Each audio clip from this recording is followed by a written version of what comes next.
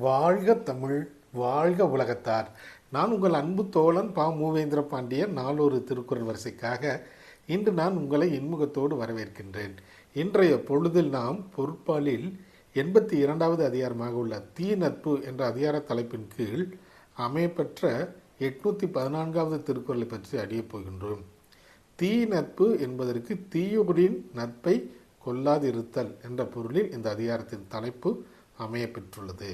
இப்பொழுது நாம் 814வது திருக்குறள் என்னவென்பதை கண்டு தெளிவடைவோம். அமரகத்து ஆற்றருக்கும் கல்லாமா அன்னார் தமரின் தனிமை தலை. அமரகத்து ஆற்றருக்கும் கல்லாமா அன்னார் தமரின் தனிமை தலை. இத்திருக்குறளுக்கான பொருள் என்னவென்பதை இப்போது நாம் காண்போம். போர்க்களத்திலே தள்ளி விட்டுவிட்டு ஓடிச் செல்லும் அறிவில்லாத குதிரையை போன்றோரின் நட்பினை பெறுவதைக் காட்டிலும் தனிமை தலை சிறந்ததாக இருக்கும் என்பது இத்திருக்குறளுக்கான பொருளாகும். மீண்டும் பொருள்: போர்க்களத்திலே தள்ளி விட்டுவிட்டு ஓடிச் செல்லும் அறிவில்லாத திருந்தாத குதிரையை போன்றோரின் நட்பினை பெறுவதைக் காட்டிலும் தனிமை தலை சிறந்ததாகும் என்பது இத்திருக்குறளுக்கான பொருளாகும்.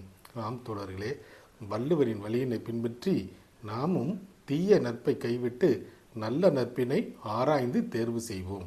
நன்றி, வணக்கம்.